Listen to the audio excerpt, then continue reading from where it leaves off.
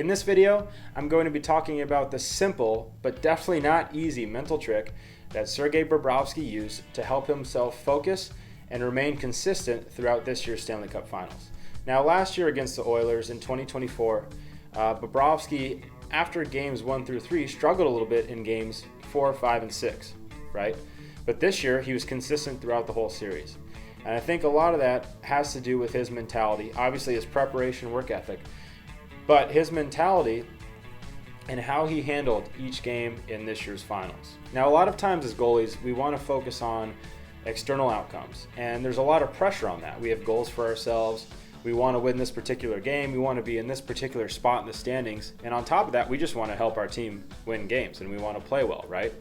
Well, in this case, obviously, Bob is going into a Stanley Cup final clinching game where he can win a second consecutive Stanley Cup championship. Now, you can imagine going into a game like this with the cup on the line, there's a ton of external pressure and there's a ton to think about outside of playing his game. So how does Bob manage this pressure, and how does he change his focus so that he can relax and just play his best hockey in each individual game of the finals? I'm going to show an interview of Bob after Game 5 of this year's finals, heading into Game 6 with a chance to clinch the cup.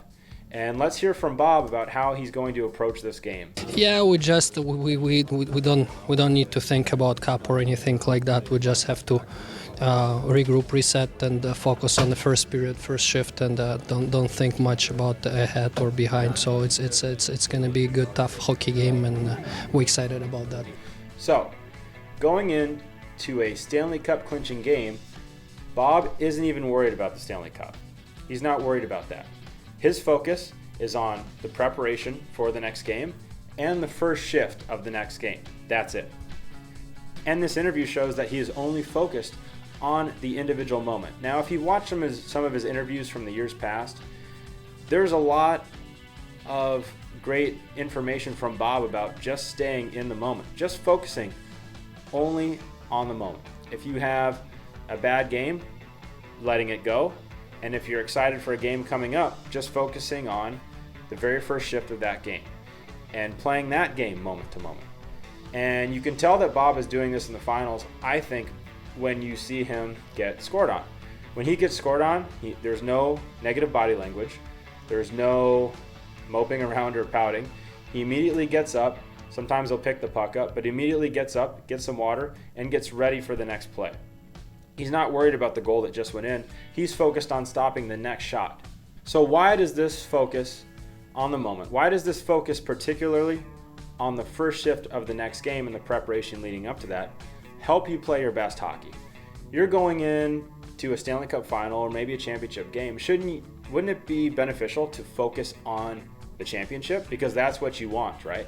Well, not necessarily. By focusing just on each individual moment, by focusing on the first shift of the next game, you've actually done two things for yourself that are very beneficial.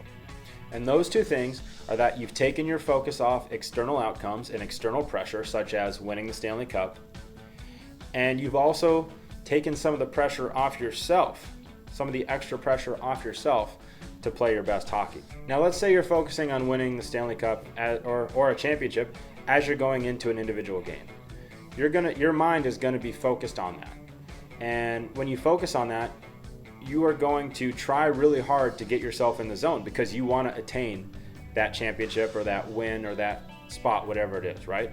So you're going to try really hard to get yourself focused and get yourself into the zone. But that's not how it works. It's hard to push yourself into the zone. You almost have to let your mind relax into the zone. And when you do that, that's when you're going to be in your flow state, and that's when you're going to be feeling like you know where the puck is going before it's shot, and you can read everything that's going on. So when you're out there on the ice and you're focused on this outcome of the game at the end, you're focused on winning this game, let's say, not to mention winning a Stanley Cup, your focus is going to be taken off stopping the puck in that moment or making the next save.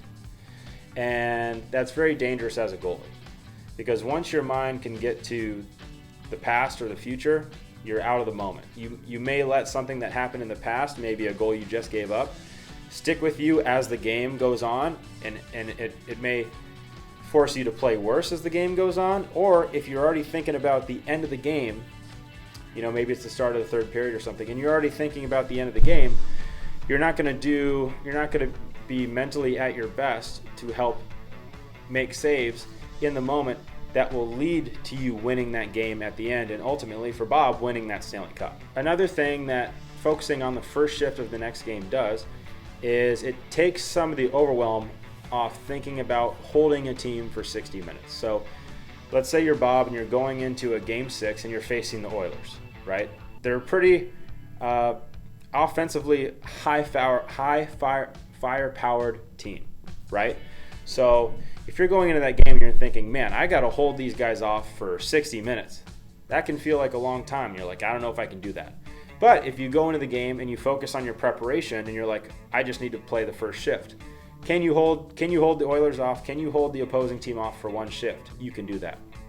And then once you get that shift done and you've played that shift and you focused on that, now you're kind of starting to settle into the game. And once you settle into the game, once you let yourself relax into the zone, mentally relax into the zone, then now you're just going to be making saves and playing your best hockey. And playing your best hockey is what is going to allow you to win that game, those championships, or get those external results that you want. So everyone wants the external results of playing goalie, right? You want your team to feel like they can rely on you.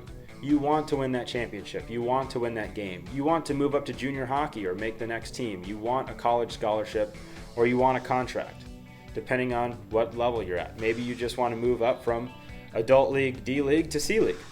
Whatever your goals are, it's counterintuitive, but you don't want to think about them going into a game and while you're playing a game. What Bob showed us in these Stanley Cup Finals is that if you can get good at focusing on the first shift of the next game, focusing on your preparation, then you will be in your flow state. You'll play your best hockey, and all those external outcomes that you want will take care of themselves. It's just so odd because by not thinking about those, you're more likely to get them when you're in a game situation, right? And all the external results that you want come down to split seconds. And so you need to be in flow and your mind has to be there 100%. And when you focus on any external result while you're playing the game, you're just going to take your mind farther and farther off away from the zone, away from your flow state. Because if you give up a goal early, let's say, now you're going to be thinking, man, I'm not going to get that. I'm not going to have that save percentage this game that I want. Or maybe we're not going to win this game, or I'm not going to have a good game, right? If you give up a goal and you're just like, okay, I'm going to focus on the next shift. I'm moving ahead. You don't evaluate the goal inside your mind after it goes in while you're in the middle of a game. Evaluate that after the game, okay? When you can see things from a different perspective, and you can evaluate your goals in your game objectively rather than trying to figure out what happened while you're in the middle of a game. So a big thing that we can learn, obviously, from this interview and from watching Bob in these Stanley Cup Finals, which I actually think, if we're talking about the finals, Skinner has been really good at too, is just focusing on each individual moment. Don't worry about holding another team for 60 minutes. Don't worry about the external outcomes. Just focus on what you need to do to prepare to play your best. And when you go on the ice, focus on each moment and enjoy each moment. Enjoy the first shift. Enjoy the first 5 minutes.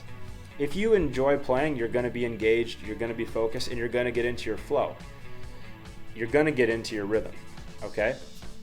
So try this little trick out. Try this technique out. It's very useful, and it's simple, but it's definitely not easy to implement. But if you can implement it, your consistency will go up, and you'll reach your goals that you have set for yourself for that game, for that season, and for your career going forward. I hope you found this video helpful. If you have any questions or you have any comments on this, please leave them down in the comments below, and we will get to them. Thank you so much for watching. We'll see you in the next video.